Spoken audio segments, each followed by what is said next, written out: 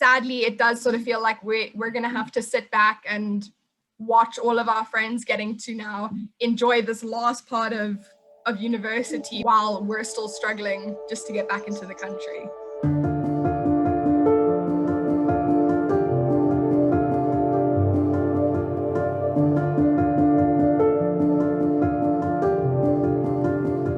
As restrictions ease and June 21st rolls ever closer, students at Durham are enjoying a slow return to normality.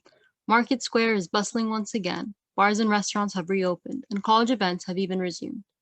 But for some students, normal university life is far from sight.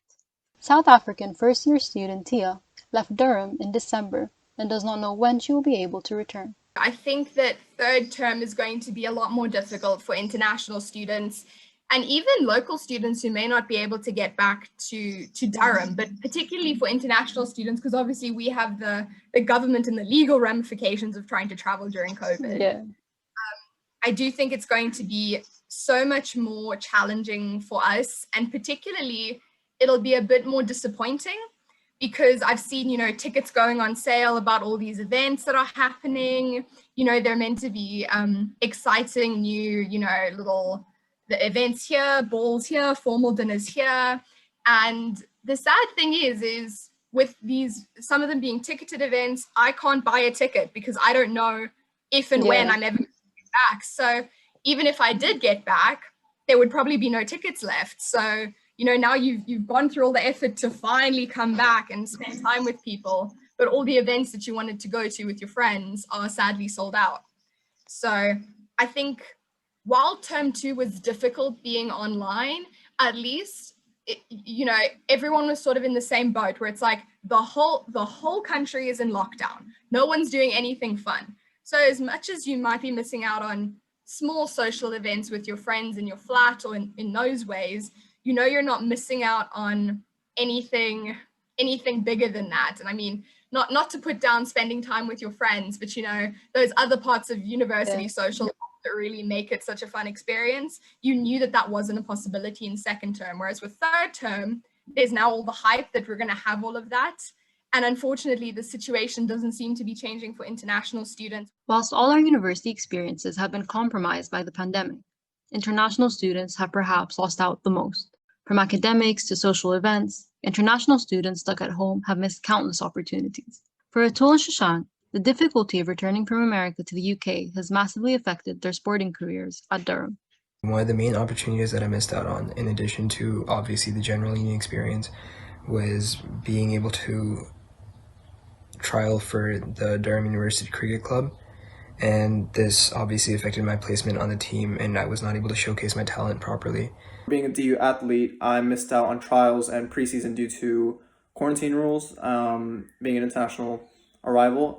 So I didn't miss out on that, and that affected my placement on the team.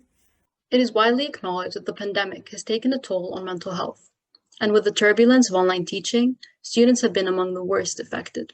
70% of UK undergraduate students said that their mental health had suffered as a result of COVID in a 2020 survey. International students are, of course, no exception. And at universities, they face a unique set of challenges. What's more, reports of xenophobia and racism have spiked during the pandemic.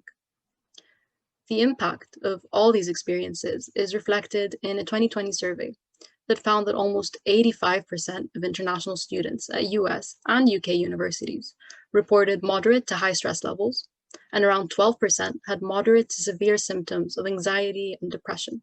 I can understand why mental health issues have really come to the forefront because, yes, lockdown is very challenging, and that sort of isolation can seriously be damaging to people's mental health. But I think the impact on international students needs to be taken seriously as well, because it's not only that they're online, so they don't have that face-to-face interaction. They're online in a completely different country, and now there's this possibility that all these fun opportunities are going to come up in third term, and they're going to miss out on that too.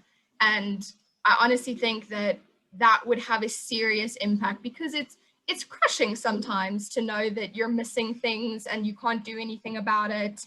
And now, you're stuck at home, far away from everything. So I think that that's going to be something really challenging to deal with. And I just hope that international students still get the support and that they don't feel like they've been completely cut out from the social aspect of university when there's nothing they can do.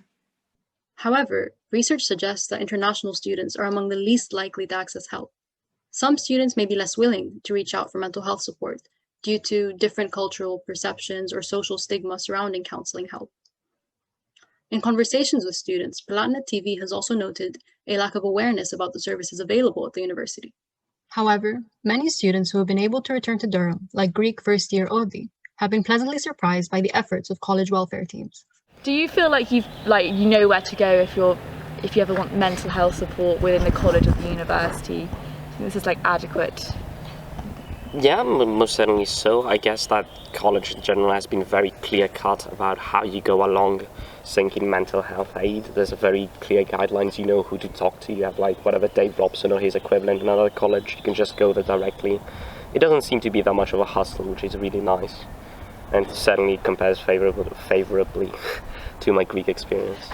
Yeah, we got very good welfare team. Yes, here. They give us free snacks, which is also very nice. Someone who has been instrumental in organizing welfare initiatives for international students and knows all about the difficulties of trying to provide adequate support to international students stuck abroad at this time is Joyce, the Vice President of the International Student Association at Durham. Do you think in all of this the university has offered enough support?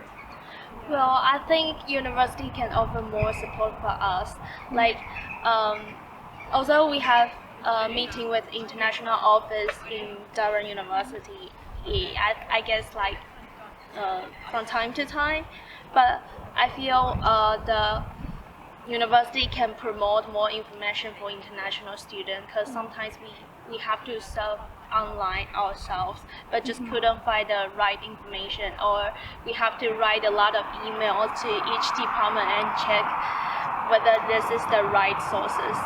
And throughout the years, how do you feel that the students' mental health has been affected? Yeah, I think it's real. It's highly affected. For me personally, I feel lonely from time to time, even though I'm in Durham, but all of the things are conducted online, so you're just stuck in your room and you didn't meet with others, and you cannot join the society stuff like that.